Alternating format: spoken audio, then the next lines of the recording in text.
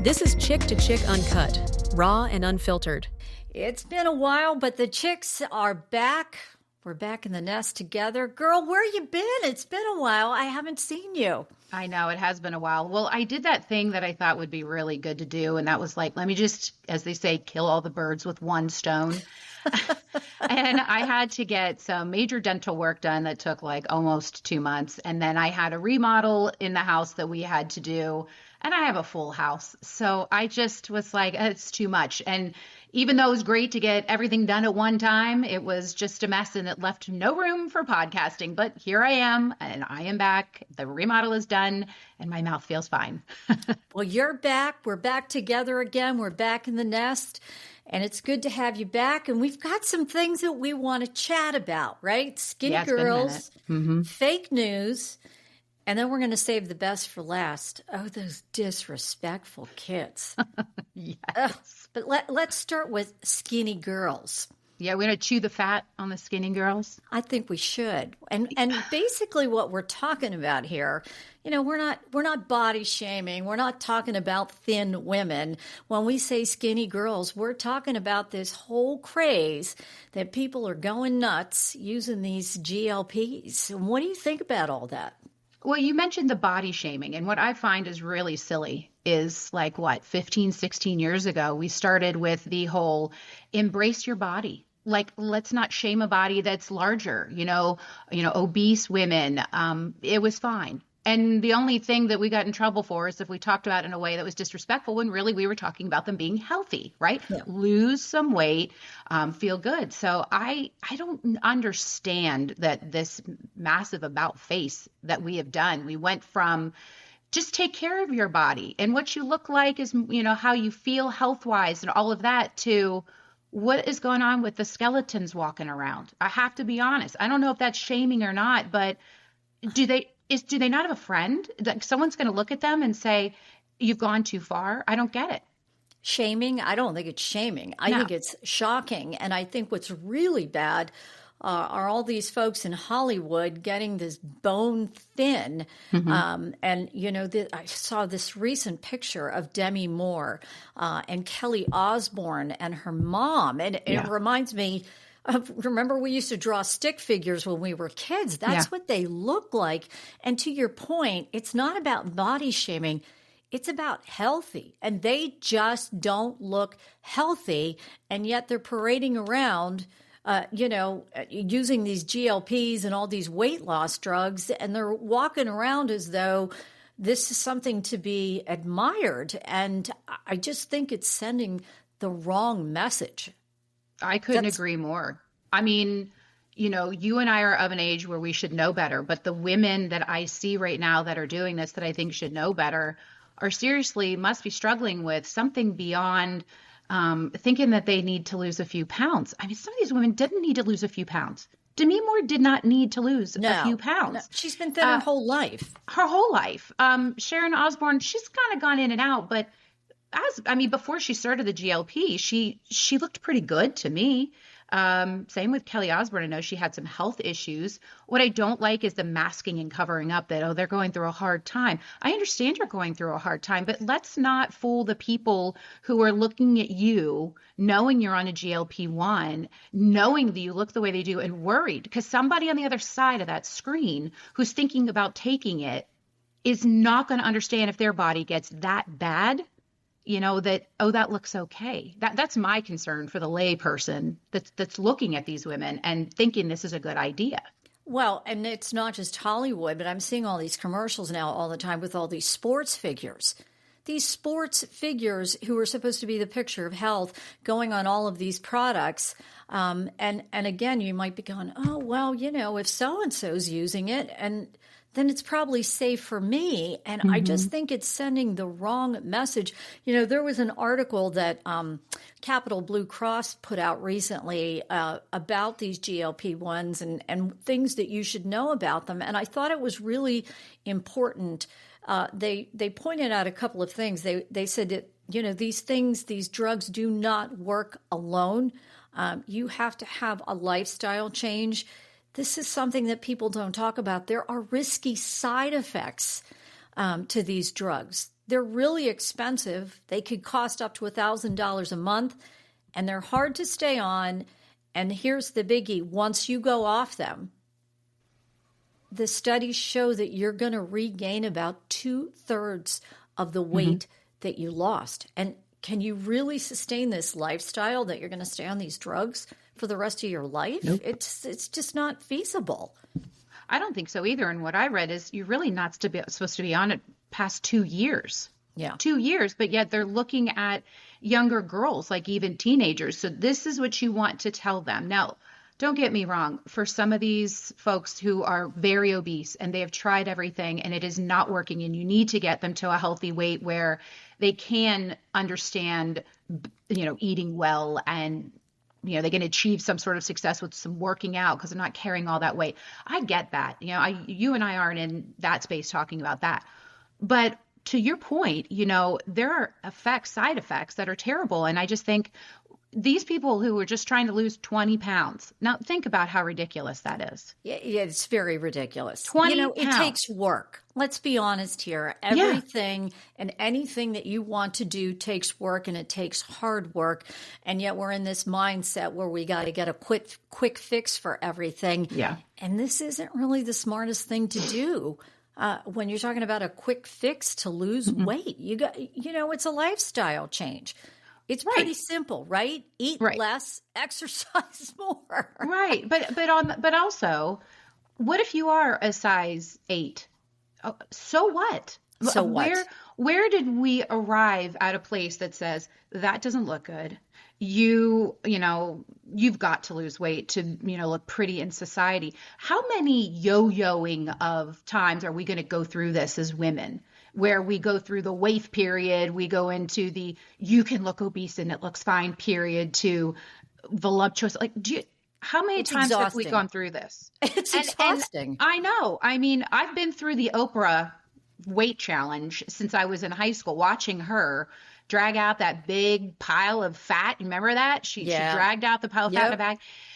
This is an ongoing conversation that we've had about women and weight. And so why not adjust the conversation in a better way early on in life? Let's look at hormones. Let's look at what you eat. Let's look at how you exercise. What's your lifestyle like? Why can't we attack it there? And then say you get to a space where an 8 is you. That's great. Love the body you are in, not this glamorizing, someone like Demi Moore who's walking down the red carpet in a size, what was it back in the day, Abercrombie 00 look. I don't get it. Ridiculous. I look at myself going, I would look disgusting if I lost that kind of, we won't look good. We just super chiseled. I don't find it attractive. Well, and people are, when they're losing weight, they're not just losing fat, they're also losing muscle. And you talk about the chiseled face, their cheeks are sunken in, and they say, oh, that's a Ozempic face, right? That's what they say. A friend of mine recently was diagnosed with type 2 diabetes, and you can control that by what you eat. And the doctor put her on one of these GLPs. Well, she was so sick. She was so sick for a week that she said, that's it. I'm not doing it. I'm going off it. I'm going to change what I eat. I'm going to change my lifestyle. I'm going to walk more. And she's lost 20 pounds on her own. So you can do it. Yeah. It's really disturbing to think that this is the image that they're putting out, that this is something that we should want to achieve. Because I don't know about you, but I don't want to look like that. I don't either. I don't think that payoff is there. I also know women who are taking it and they'll say, I better eat something now because once I take my shot, I'm not going to be hungry. And then they go for seriously, they'll go for up to maybe 3 days and barely eating anything. 3 days. Yeah. Oof. So you're starving yourself. You're not giving your body the protein. Lord knows we talk a lot about protein, right? Got to have all of, but the point is that if you're now starving yourself, that can't be good for your organs. So what in the world are we doing? There's a show that's out right now. It's a big one, Secret Lives of Mormon Wives. And you watch that? Do you? Heck, yes, I do. I watch it. I want to watch an after show about it. I want to watch the after show about it. Why not? Why not have a little junk TV? There's a young girl on there. I think she's like inside 25 years old, tall and thin to begin with. Like she looked great to begin with. And she's confessing on this season that she is on a GLP. She wanted to lose like, what, I don't know, she said 10, 15 pounds. And now she's talking about the fact that she's struggling with an eating disorder. Now she's too thin and she doesn't know how to get out of it. Now, how in the world did she get that? Who would tell her it's okay to take it? How? But this is where we are because she's so young and this is what she thinks she's supposed to do. And this is my concern, for the young people who are watching mature women who should know better, haphazardly doing this to their bodies. Okay, we're going to switch topics here now. And this is something that just really gets under my skin. Fake news. Mm-hmm. I'm so bothered by AI. I'm so bothered by things that we see that just aren't real anymore. And I'm really, really concerned about where we are headed with this whole AI thing. You go on social media, you see things, you don't know what's real and what's fake anymore. And it really bothers me because as a former journalist, and this was my whole entire life. I was trained under the Tom Brokaw, Dan Rather, that you just report the facts. This is not good because people see things and then they share it and they talk about it and it's fake news and it was all generated by AI. What do you think about this? I agree with you wholeheartedly. And, it's a different type of social interaction now when you're looking at, Instagram, Facebook, X, and you're scrolling through and you're looking at something going, I mean, is this even real? It could be something as innocuous as like, kittens with a rain jacket on, right? You think, well, it's conceivable that you could put a rain jacket on a kitten. Then you send it to, your kid and your kid's like, Mom, that's so AI. But the part of that is, that's simple. That's just little kittens. But now we're talking about politicians and other spaces where you're relying on something to be sincere and true. And it's not. But we have to do the legwork on it to find out if it's true or not. And not everybody's going to do that. And by we, I mean like the person who's watching it. We have to figure that out now. And not everybody's going to do it. They're just going to take it for face value. Well, I shared something recently with you. My son created a whole newscast in AI. Mm-hmm. The anchors were AI. The people on the street were AI. The video was created by AI. The voices were AI. And I think for somebody to see this at face value, and I shared it with a couple of people just to get their feedback to see they had no idea that it was AI because it looked that good. And it's really, I feel bad because it's really hard to decipher. But I'm concerned about where we're going with this. And to your point, having a politicians or public figures in a video that you see them and they're talking, and here they never said any of that stuff and they didn't do any of that stuff. And it's all fake news. Or when you read a headline and the headline says one thing to get you to click the story and you open up the story and it has absolutely nothing to do with the headline. That happens all the time. And I'm wondering what happened to the facts? It's like, why let the facts get in the way of a good headline, a good story to click? Right. And that's what it is. So there's just a couple things that I was, looking over ahead of this. It says that basically AI is further shaping, these deep fakes by making, taking things that would normally be digestible and taking them into a space where they're so fake that people actually, think that they're a reality. And to that point, in the UK, they have content farms, and they're creating political deep fakes and they're posting things. And a lot of it has to do with their politicians. So now there's a software that's been developed and it's catching all of that. So it's spotting it and combating all of these deep fakes. But in the middle of it all is the people who are taking it all in and thinking that it's real. So before you even get a chance to explain that wasn't it, you've already informed a whole lot of people on something that's not true. And you know what it's like to try to walk back something. It's extremely challenging. It's impossible. Right. It's impossible. You can't. Two things that I think are really important in all of this is nuance and discernment. With nuance comes all those little differences that you really have to look for. And then discernment. Yeah. And then discernment would be really using your own judgment on what you really think this is. So we have got to stop thinking that what we're seeing is actual reality. We really have to do a lot more work to think about if it's really true and real or not. Well, AI is one thing, but the actual news is another thing. And it really bothers me because these news programs aren't just reporting the facts anymore. They're reporting on what they think happened, and then they report on what they think is going to happen. What do I mean by that? Okay, let's just use this whole instance recently with the disappearance of Nancy Guthrie, right? We heard about this nonstop for 24 hours a day, day after day after day after day. Now, if you stopped with reporting on what happened, we know what happened, right? Somebody took her from her home and she's disappeared. But they don't stop on reporting on what happened. They then bring in expert after expert to report on what they think happened, who they think took her, where they think who's behind this, right?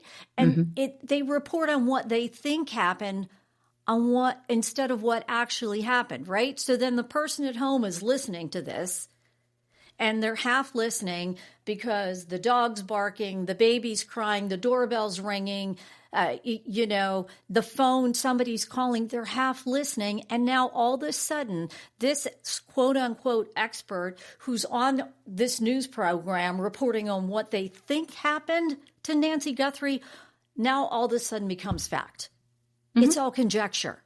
It's all conjecture. And they're doing this just to fill this big black hole because they've got hour-long newscasts or they have 24-hour newscasts and it's on all day long.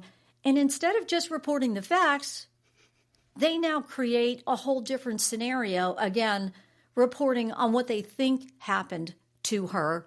And then what really gets me is when they report on what they think is going to happen. And you and I lived through this, and most of us did, that whole nonsense with Y2K. Remember Y2K? Oh, yes. Oh, yes. What they think is going to happen. And when the clock struck the year 2000, this was going to happen, and that was going to happen, and computers were going to shut down, and planes weren't going to run, and bank accounts. Nothing happened. What happened? Nothing. I woke up the next day. What happened? And it was just January of 2000, Oh, it's exhausting. It is exhausting because they just give me the facts. Don't give me your opinion. Don't tell me what you think happened. Don't tell me what you think is going to happen. Just tell me what happened. It's straight editorializing. And, there's a big difference when you're doing a podcast as we are. There is a vulnerability that we can allow for people to know what our bias is. Our conversation will likely lean into. And we know that is a space where you dial in knowing how that person thinks and feels. With news, you are just supposed to get the news. Just like you said, just the facts, ma'am. You're supposed to just get the news. And then the tube went off. And, you either walked away, you did something else, or you got some stupid show like Current Affair, where you knew the difference. Now, Current Affair is blended in the inside of the news. Yeah. And they're layered on each other. And what kills me too is, every hour there's a new show that, might have new producers or new whatever. It's the same stinking information. It's just out of a different mouth. And again, most of it is editorializing. They're just, like you said, they're teeing up what they think is happening and then what they think is going to happen. And before you know it, you're just looped into a conversation like you were at a cocktail party and you don't know how to get out of it. You're like, what are y'all talking about? And I think the sad part is, again, I go back to discernment. we can walk into that situation, the TV's on, whatever it is, and we're listening, and we're like, oh, I can place a judgment knowing I'm not going to buy into all of that. But there are so many people who are buying into all of that. It's almost like they're sitting there like zombies and they're taking it all in, and they are not able to discern at all between someone just gave you the facts and someone who could be spewing out information just like my neighbor walking over and having a conversation about it. There's no difference. They don't know anything more than the neighbor knows. And I don't know why we've gotten ourselves into this structure, but it's really, really unhealthy. And it's not fair to really understanding the truth and knowing the truth. So, it makes me think, do they even want us to know the truth? I don't even know where the truth lies anymore. You call it discernment. I say, come on, you're smarter than that. Come on now. If I counted how many texts, phone calls, messages that I got over the course of the week from a friend going, oh my God, did you see this? Oh my God, did you hear about this? And I'm like, it's not true. Right. It didn't happen. No, that did not happen to Nancy Guthrie. No, it didn't happen. It's amazing. You say discernment. I say we got to be smarter than that and really look at things and pay attention and do the research on your own, and don't just take everything for face value and take everything as fact that is spoon-fed to you. I get this stuff from my son all the time that he sends me things, and I'm like, yeah, not true. Speaking of kids. Yeah. Saving the best for last. Are we though? What is going on with these adult children of ours, these disrespectful kids? And I know you go through it. I go through it. I know plenty of my friends who go through it. What is going on? Because I know, we're calling them kids, but they're really adults, right? Our kids are now adults. And I know that even as an adult, as a grown-up, I was terrified of my dad. I was absolutely terrified of him.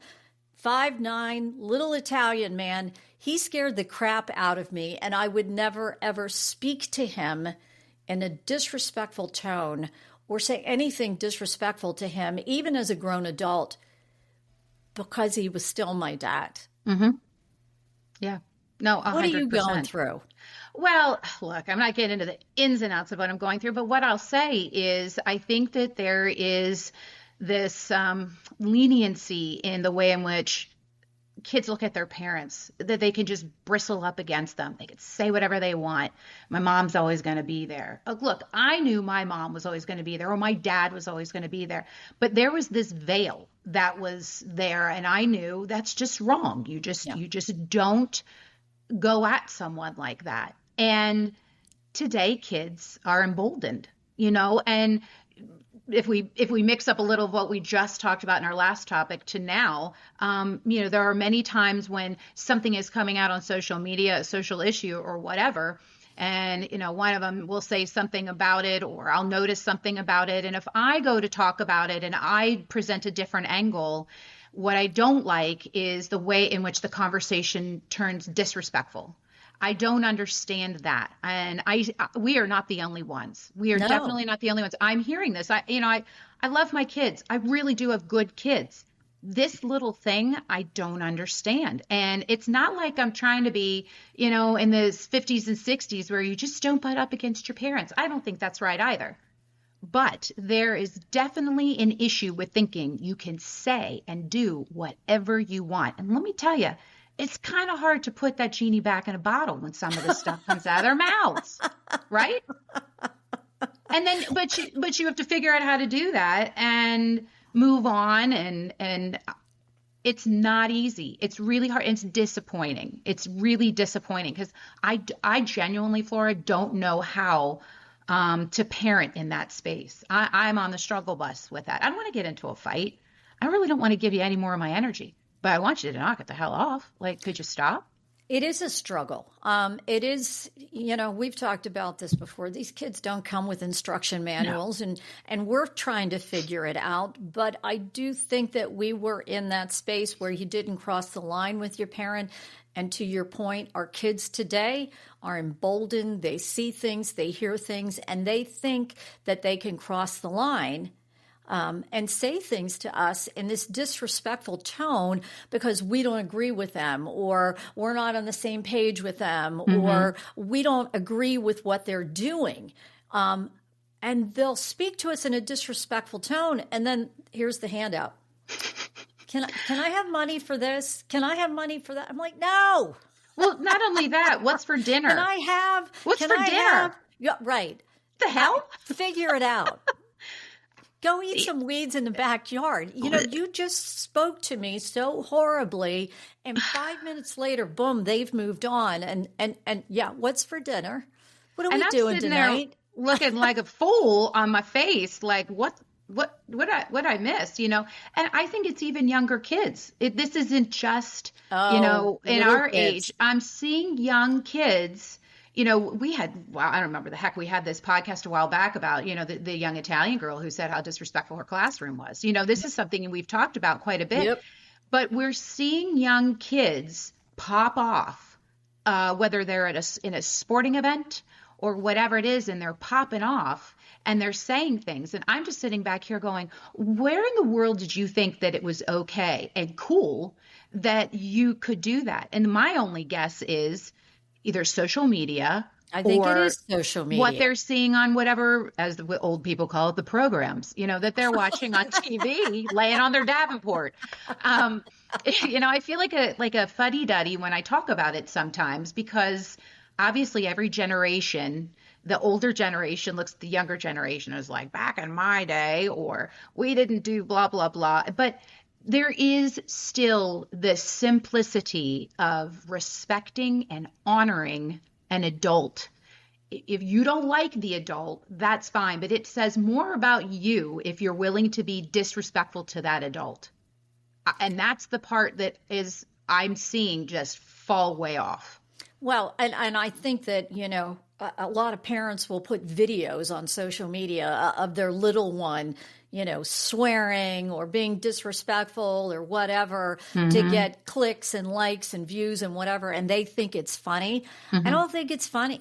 I personally do not think it's funny seeing a little kid swearing or, mouthing off to somebody, and then another child sees it and they think, oh, well, that's okay. I can mimic that behavior. And it is absolutely not okay.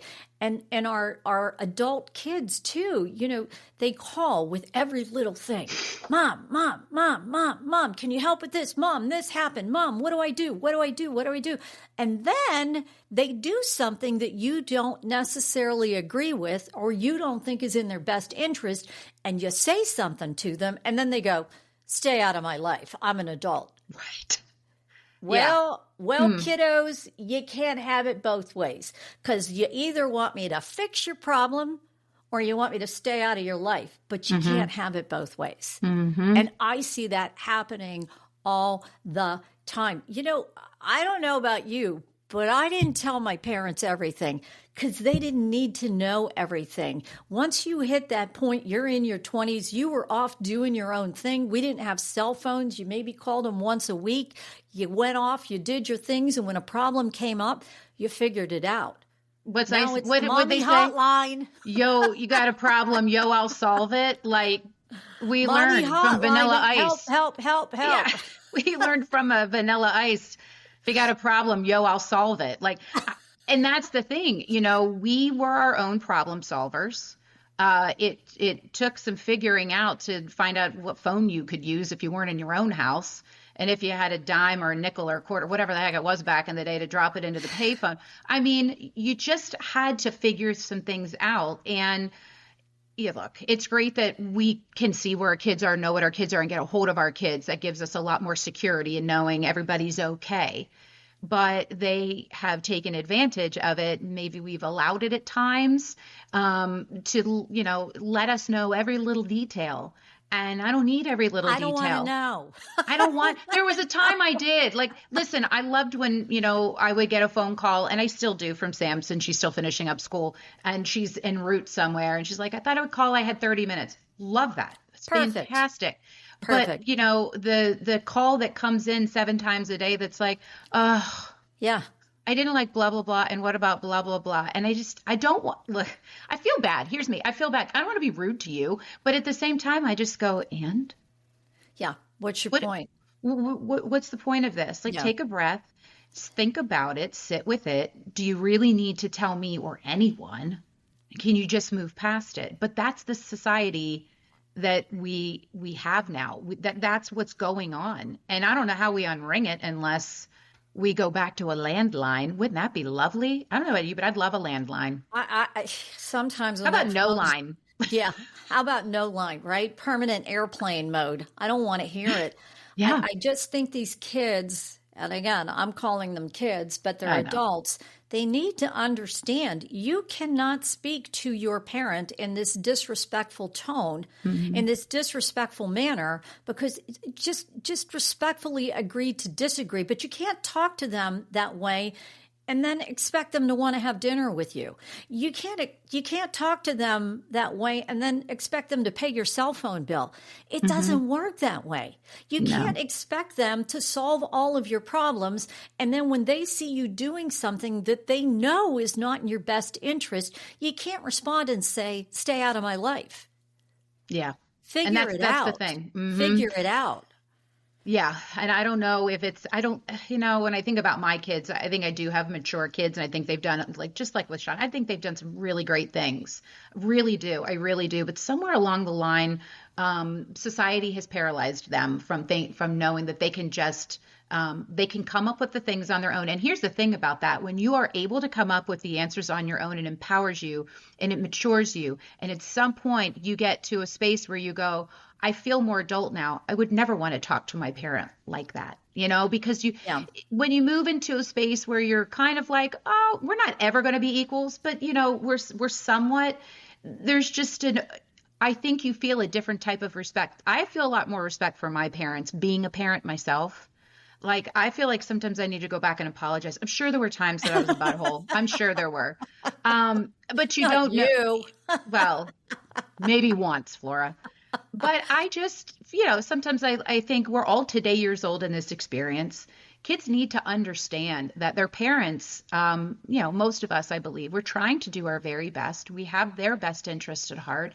And when you pop off at us like that, it is hurtful. Yes. Because we have poured ourselves into you, and we are only trying to do the things that we feel are best for you.